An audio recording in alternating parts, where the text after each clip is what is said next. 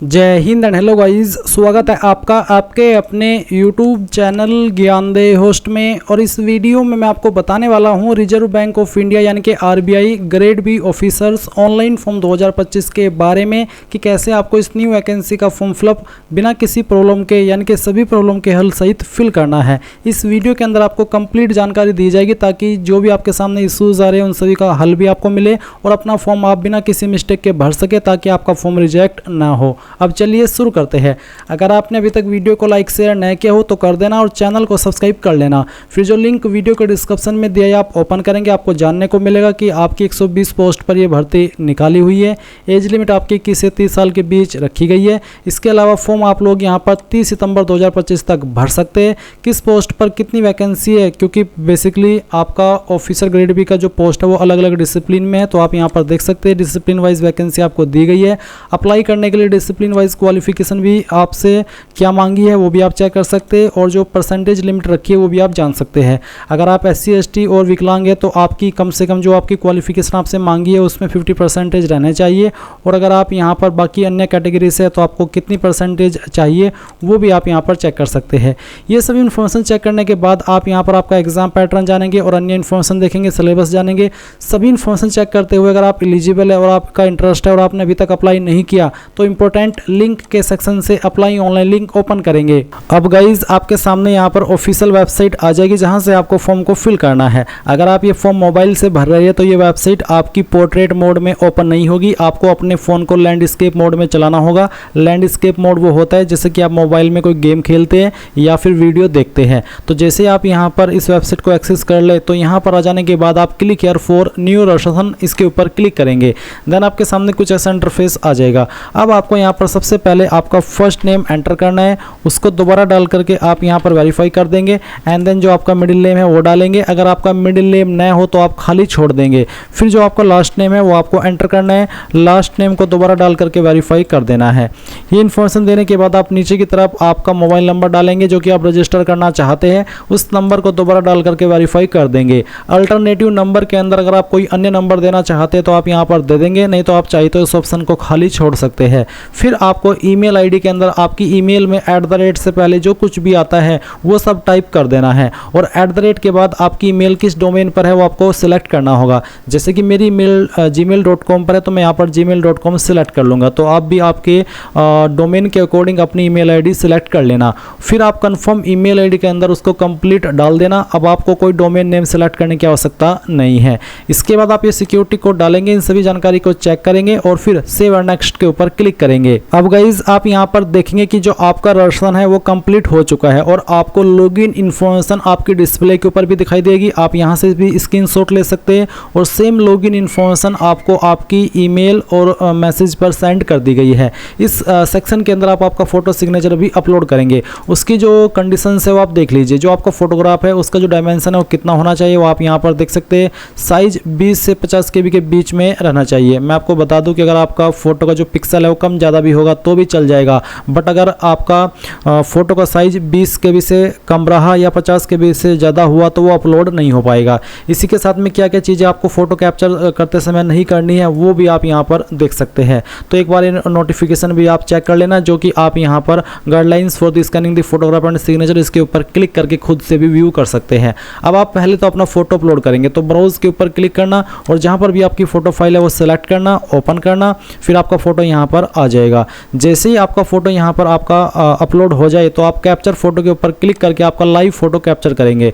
तो आपको दिए गए इंस्ट्रक्शंस के अकॉर्डिंग अपना फोटो कैप्चर कर लेना है और फिर उसको सेव कर देना है। सेव करने के बाद आपका फोटो आ जाएगा। अगर आप मोबाइल से कर रहे हैं तो आप क्लिक है टू स्कैन के ऊपर क्लिक करके इस QR कोड को स्कैन करके अपना फोटो मोबाइल से कैप्चर कर सकते हैं।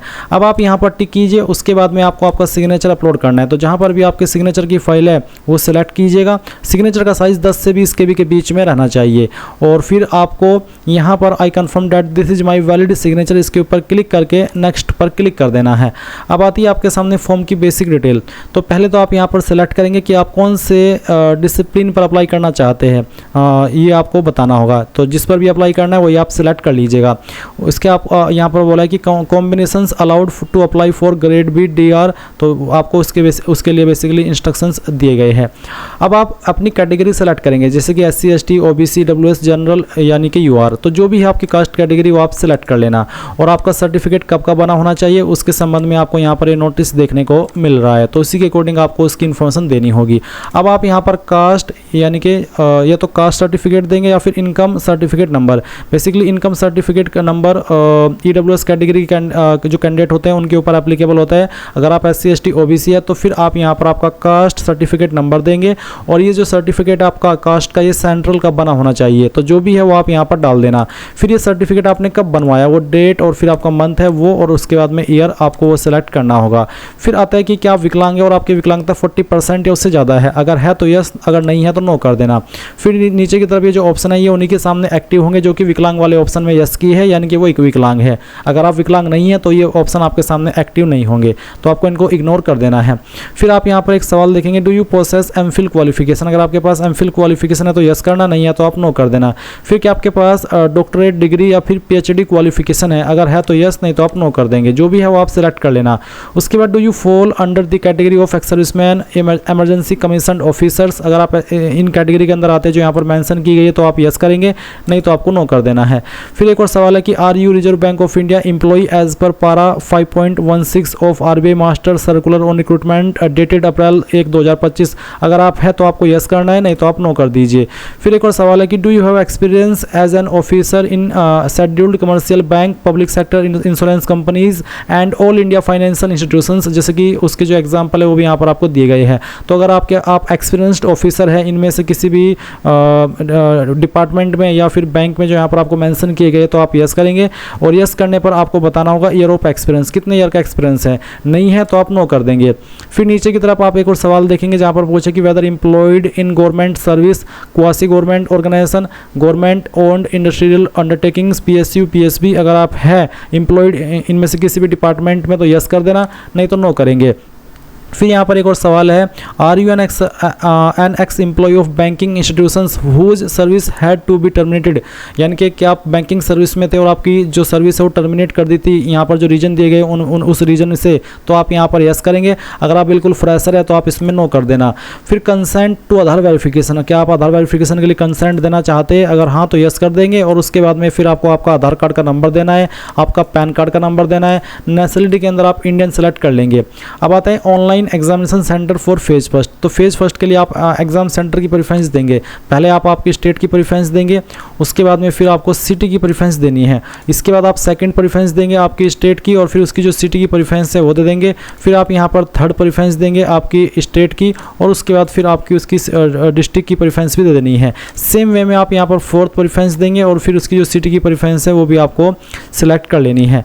एंड देन नीचे की तरफ आएंगे तो देखेंगे आपका online examination centre for phase first, तो फेज फर्स्ट के लिए आप यहाँ पर जो आपका ऑनलाइन एग्जामिनेशन सेंटर है वो कहाँ रखना चाहते हैं। इसके बाद आप यहाँ पर ये जो ऑप्शन देख रहे हैं online examination centre for phase first DEPR DSIM, अगर आप DEPR या फिर DSIM की पोस्ट पर अप्लाई किए हो तो आपके सामने ये ऑप्शन एक्टिव देखने को मिलेंगे, क्योंकि हमने जनरल पर अप्लाई किया तो हमारे सामने ऊपर वाले ऑप्शन एक्टिव थे। अब आप नीचे की तरफ आएंगे तो देखेंगे सेंटर फॉर फेज 2, अब आपको यहाँ पर फेज 2 के एग्जाम सेंटर की प्रेफरेंस देनी है, जो कि तीनों पोस्ट पर अप्लाई करने वाले कैंडिडेट एक बार ही दे सकते हैं।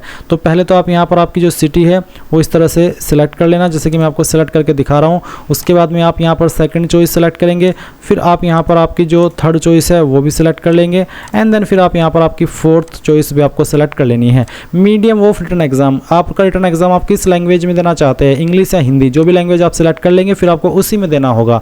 अब आती है पर्सनल डिटेल, तो आपका जो डेट ऑफ बर्थ है वो आप सिलेक्ट कर लीजिए, डे, आपका मंथ और फिर जो भी ईयर है वो भी आपको यहाँ पर सिलेक्ट कर लेना है। ये सिलेक्ट करने के बाद में आपका जो जेंडर है वो आप सिलेक्ट कर लेंगे यहाँ से इस तरह से। फिर आपसे पूछेगा कि आप जुड़वा भाई बहन हो, अगर हाँ तो यस, नहीं तो आप नो करेंगे। अगर है तो आपको यस करने के बाद में आपके जुड़वा का जेंडर भी बताना होगा और नाम भी बताना होगा, बट नहीं है तो नो करके आप यहाँ पर आपका मैरिटल स्टेटस बताएंगे, अनमैरिड है, मैरिड है, जो भी है वो आप सिलेक्ट कर लीजिएगा। फिर फादर नेम आपको यहाँ पर एंटर करना है, जो भी आपका फादर नेम है वो आप यहाँ पर डाल दीजिएगा। उसके बाद में जो आपकी माता जी का नाम है वो आप यहाँ पर फिल कर दीजिएगा। फिर आएगा एड्रेस फॉर कॉरेस्पॉन्डेंस, यानी कि प्रेजेंट एड्रेस, तो जो भी प्रेजेंट एड्रेस है वो आप यहाँ पर लाइन फर्स्ट 2 और 3 यानी कि थोड़ा थोड़ा पार्ट आपके एड्रेस का इन 3 लाइन के अंदर भर देंगे। डिस्ट्रिक्ट आपकी जो भी है वो डिस्ट्रिक्ट का नाम भी आपको यहाँ पर खुद से एंटर करना होगा। फिर यहाँ से आप आपकी स्टेट सेलेक्ट करेंगे और उसके बाद जो आपका पिन कोड है वो आप यहाँ पर डाल देंगे।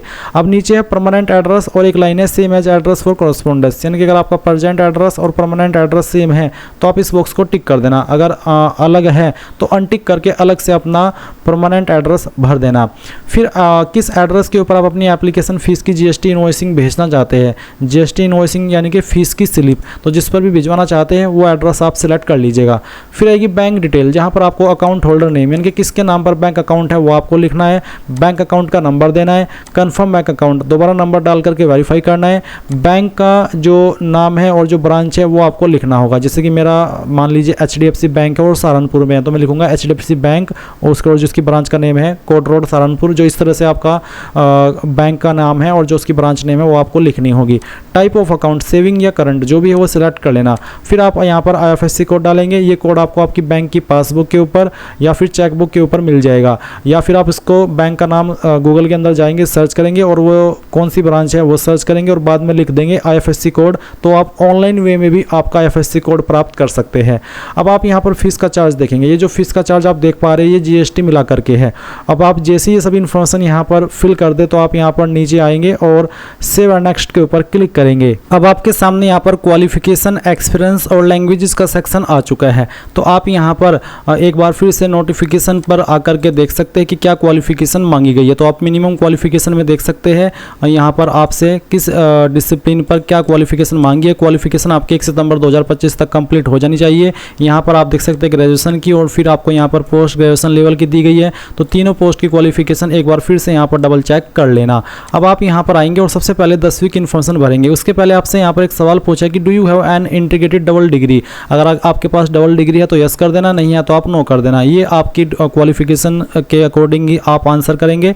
इसके बाद आप यहाँ पर देखेंगे 10th स्टैंडर्ड, तो आपको सब्जेक्ट स्ट्रीम बताना है, तो आप इसमें गाइज ऑल जनरल सब्जेक्ट भी लिख सकते हैं और चाहे तो आप यहाँ पर एक एक करके जो भी आपके पास 10वीं के अंदर सब्जेक्ट थे उन सभी सब्जेक्ट के नाम लिख देना, चाहे वो 5 सब्जेक्ट थे चाहे 6, तो सभी के नाम आपको यहाँ पर लिखने होंगे। मैं डेमो के लिए यहाँ पर आपको 3 सब्जेक्ट लिख करके दिखा दिया हूँ। अब आएगा name of board university institute, तो आपको बताना कि आपने किस बोर्ड से किया। बेसिकली आप यहाँ पर आपके बोर्ड का नाम डाल देना। फिर बताना डेट ऑफ पासिंग, कब आपने आपकी जो 10वीं है वो पास कर ली थी वो आप यहाँ पर सिलेक्ट कर लेंगे इस तरह से, जैसे कि मैं आपको यहाँ पर सिलेक्ट करके दिखा रहा हूँ। फिर परसेंटेज आपकी कितनी थी वो आप यहाँ पर डाल देंगे। अगर आपके नंबर CGPA के अंदर थे तो आप उनको CGPA से परसेंटेज में कन्वर्ट करेंगे, यानी कि नंबर में कन्वर्ट करेंगे और यहाँ पर फिल करेंगे। उसके बाद आपकी क्लास ग्रेड क्या थी वो सिलेक्ट कर लेंगे। जिनके 60+ परसेंटेज रहते हैं वो फर्स्ट क्लास कैटेगरी के अंदर आते हैं, और जिनके 45 से लेकर के 59 के बीच में रहते हैं वो सेकंड क्लास में आते हैं, और जिनके 33 से लेकर के 45 के बीच में होते हैं वो पास क्लास में आते हैं। तो जैसे कि मैंने आपको यहाँ पर ये क्लास का एक एक्सप्लेनेशन दिया है, तो उसके अकॉर्डिंग आपको आपकी क्लास सेलेक्ट कर लेनी है। अब आप सेम वे में आपकी 12वीं की इन्फॉर्मेशन भरेंगे, तो सेम वे में आप बताएंगे कि आपने 12वीं किन सब्जेक्ट के साथ में पास किए, उन सब्जेक्ट के नाम आप यहाँ पर एंटर कर देंगे। जैसे कि मैं आपको यहाँ पर एंटर करके दिखा रहा हूँ, चाहे आपको यहाँ पर जो भी 12वीं के अंदर सब्जेक्ट थे 5 सब्जेक्ट वो आप लिख देना। फिर आपको यहाँ पर आपके बोर्ड का नाम बताना है, जिस भी बोर्ड से आपने आपकी क्वालिफिकेशन की है। फिर आपको बताना कि कब आपने इसको पास कर लिया था, वो आप यहाँ पर इस तरह से सिलेक्ट कर लेंगे। फिर आप यहाँ पर बताएंगे कितने नंबर आपके थे परसेंटेज में, पॉइंट के साथ में आपकी जो पॉइंट में परसेंटेज निकल के आती है वो भी आप यहाँ पर लिखिएगा, और फिर आपकी क्लास आपको सिलेक्ट कर लेनी है। अब आती है ग्रेजुएशन, बैचलर डिग्री, तो आपको बताना कि आपकी इनमें से कौन सी क्वालिफिकेशन है। अगर इनमें है तो आप अदर्स के पर क्लिक करके खुद से अपनी क्वालिफिकेशन का नाम दे सकते हैं। फिर आपको यहाँ पर बताना कि इनमें से कौन सा स्ट्रीम है। अगर इनमें है तो अच्छी बात है, इनमें न है तो अदर्स के ऊपर क्लिक करके खुद से आपका सब्जेक्ट स्ट्रीम आप यहाँ पर भर सकते हैं। उसके बाद में आपको यहाँ पर बताना कि कहाँ से आपने आपकी क्वालिफिकेशन की है, आपके इंस्टीट्यूट का नाम या फिर आपकी यूनिवर्सिटी का नाम आप दे सकते हैं, पूरा नाम आप दे दीजिएगा। उसके बाद किस साल के अंदर आपने पास कर ली थी वो साल आप यहाँ पर इस तरह से सिलेक्ट करिएगा। फिर आप यहाँ पर आपकी परसेंटेज डाल दीजिएगा एंड देन आपकी क्लास सेलेक्ट कर लेना। अगर आपके पास PG डिग्री है तो आप उसकी इन्फॉर्मेशन भी सेम वे में भरेंगे। आप यहाँ पर आपकी क्वालिफिकेशन सेलेक्ट कर लेंगे, फिर आपका सब्जेक्ट स्ट्रीम, और फिर आपको बताना है कि कहाँ से आपने इस क्वालिफिकेशन को पास किया है, और ये करने के बाद में आप बताएंगे कब आपने इसको पास कर लिया था, वो आप यहाँ पर इस तरह से सिलेक्ट कर लेना। इसके बाद आप यहाँ पर देखेंगे आपकी क्लास और आपकी जो परसेंटेज है वो भी आपको यहाँ पर एंटर कर देनी है। अगर आपके पास पोस्ट ग्रेजुएट डिप्लोमा है तो आप उसकी जानकारी भर देंगे। अगर आपने एमफिल वाले ऑप्शन में यस किया था तो आपको यहाँ पर एमफिल की जानकारी देनी है। अगर आपने पीएचडी वाले ऑप्शन में यस किया था या डॉक्टरेट डिग्री वाले में यस किया था तो आप उसकी इन्फॉर्मेशन भरेंगे। अब यहाँ पर नीचे एक सवाल है कि क्या आपको कंप्यूटर की ऑपरेटिंग नॉलेज है, बेसिक नॉलेज, अगर है तो यस कर देना। और यस करने के बाद में डिटेल्स ऑफ कंप्यूटर नॉलेज, किस तरह की नॉलेज आपको है वो आप यहाँ पर लिख देंगे। जैसे कि मैं आपको लिख करके दिखा रहा हूँ, जैसे कि मैंने यहाँ पर MS वर्ड लिखा, फिर यहाँ पर मैं MS एक्सेल, उसके बाद में इंटरनेट ब्राउजिंग, इस सर्च ब्राउजिंग, इस तरह से आप लिख सकते हैं जो चीज़ें आपको कंप्यूटर में आती है। तो ये सब यहाँ पर मेंशन कर देना। और उसके बाद में एक्सपीरियंस की इन्फॉर्मेशन है, तो अगर आपके पास कोई एक्सपीरियंस है और आप देना चाहे तो आपको यहाँ पर प्रेजेंटली वर्किंग में बताना होगा कि अभी आप काम कर रहे हैं या फिर आपने पहले किया था।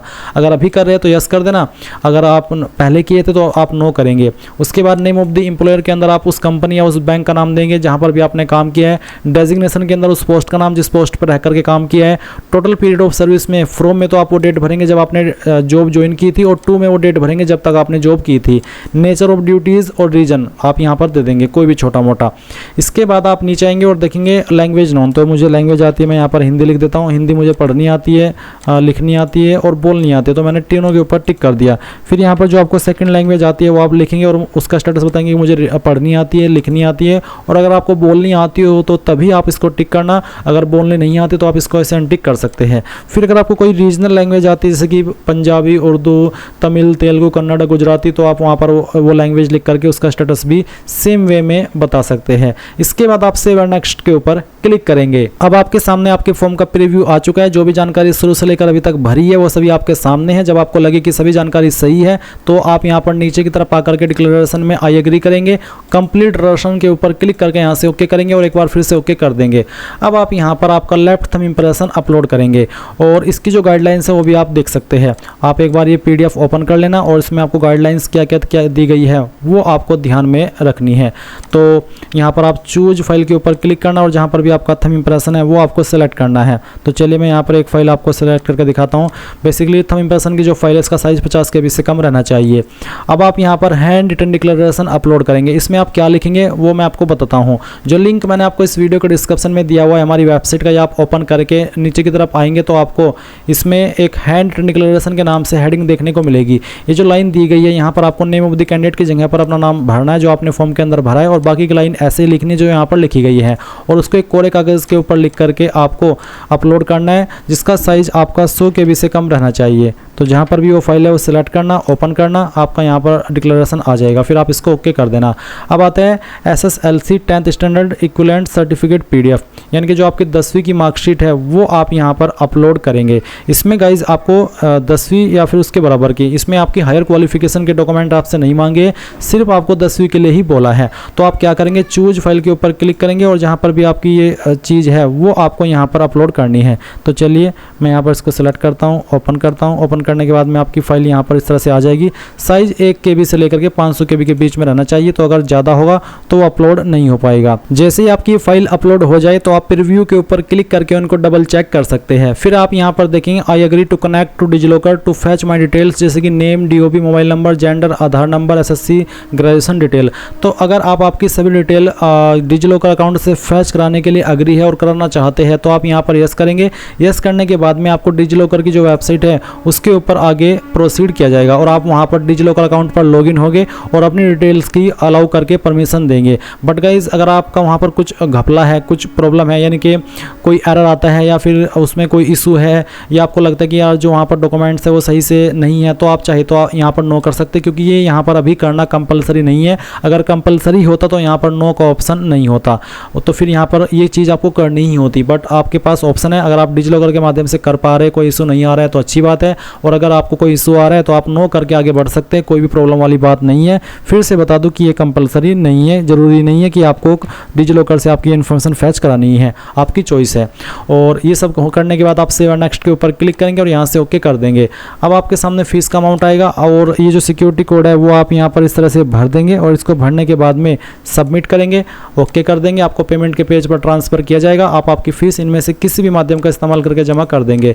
जैसे आपकी फ़ीस जमा हो जाएगी तो आप आप अपने फॉर्म का फाइनल प्रिंट आउट ले पाएंगे। और गाइज इस प्रकार से आप लोग RBI officer grade B online form 2025 को भर पाएंगे। आई होप ये प्रोसेस आपको पसंद आया होगा। So thanks for watching. जय हिंद।